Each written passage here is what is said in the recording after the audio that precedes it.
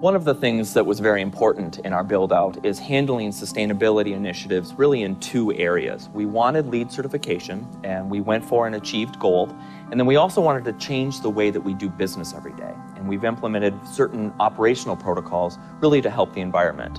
It's very important to the firm, and it's one of those things that came along with all other financial decisions that we had in order to get this accomplished. What we're trying to do here is, when we were doing this, is it's very important to our environmental lawyers that we walk the talk, and as an institution. And it also is important, it's become an issue not unlike diversity, or, it's all about corporate citizenship to protecting the environment. The concept of climate change captures what is expected to be the defining environmental issue of the 21st century. Measures to address issues connected with climate change, such as the best way to generate clean energy or to promote sustainable business practices, are likely to affect how decisions are made by individuals, business concerns, and governments for decades to come. Many of these decisions require experienced and insightful legal advice to protect client interests and to ensure compliance with a complex and evolving set of laws, regulations, and related business considerations. We draw upon attorneys from various offices throughout the firm and various practice groups such as environmental, real estate, corporate, utility, finance, intellectual property, labor, and litigation practices in order to assemble a team that fits the needs of each individual client.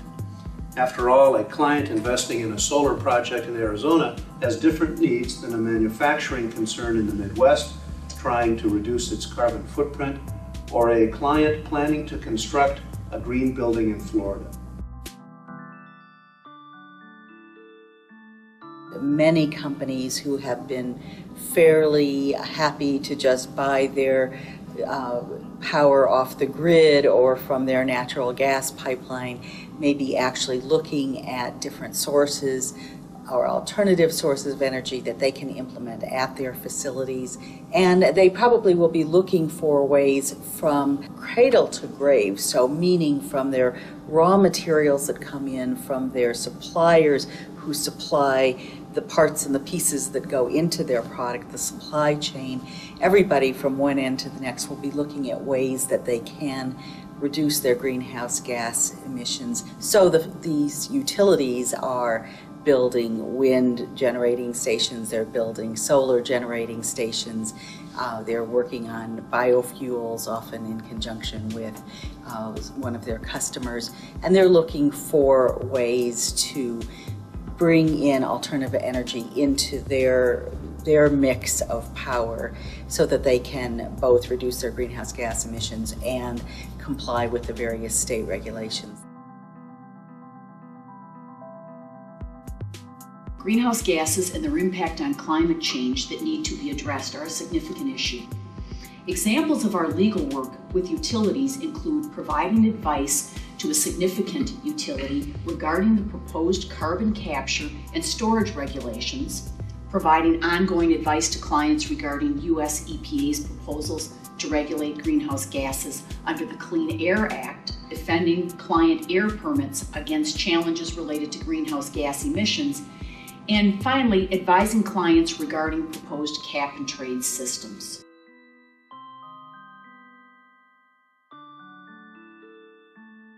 We have assisted utility clients and transmission companies with the extensive planning that's required to repair, replace, and expand infrastructure that supports the generation and delivery of energy.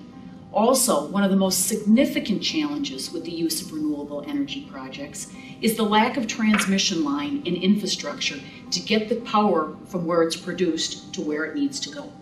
Examples of infrastructure legal needs including siting, environmental permitting, state and local regulatory approvals, and the financing. 'Financing' of such projects. Our commitment to sustainability in Chicago actually began 3 years ago.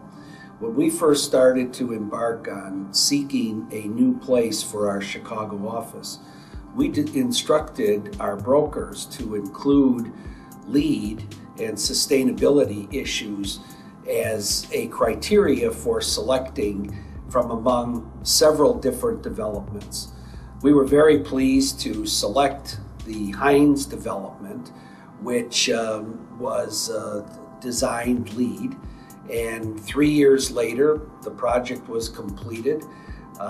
It is designed LEED Gold, and in the process we saved about 30% in construction costs.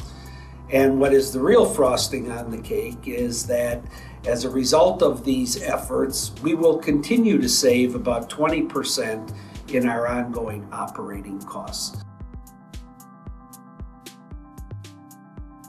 One of the things that was talked about when we started doing this build out and all of the things that we needed to get accomplished was that when you build towards LEED and when you change your green operational protocols, that there are real dollars involved in order to do this, that the upfront investment is actually going to be more than had you done it the more traditional approach. We've found that not to be true in this space.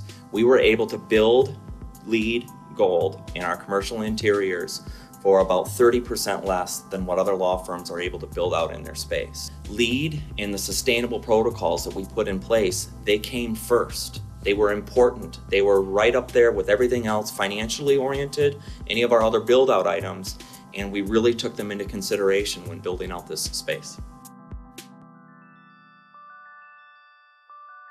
We've done this concept of daylight harvesting throughout our space. And what this involves is a little sensor within the ceiling throughout the space that actually measures the amount of daylight coming in from outside.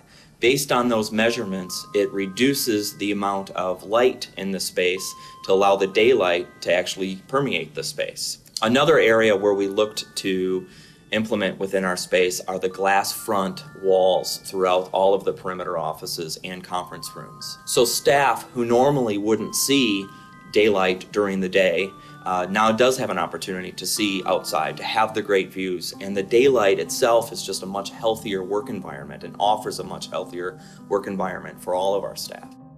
People understand now that this is a way of life. It's not something it's not a fad, it's not going to be around for just a couple of years. This is a complete shift in the way that we do business, in the way that we look at green and what it means to be sustainable in an organization. I think that this topic, which now is floating up there at the 20,000 foot level, is going to be coming much more down to the everyday. We live with this, we know how to work with it. We're looking to see how we can turn this into something that benefits us, level for many, many companies, from medium size all the way up to the biggest companies. Through these various initiatives and creating a greater awareness among our attorneys and staff, the whole issue of green, the environment, and sustainability is become a part of everybody's mindset. Our new recruits, whether they be attorneys or staff, want to know that Quarles Brady cares about its corporate citizenship and has a commitment to operate in a manner that is good for the overall environment.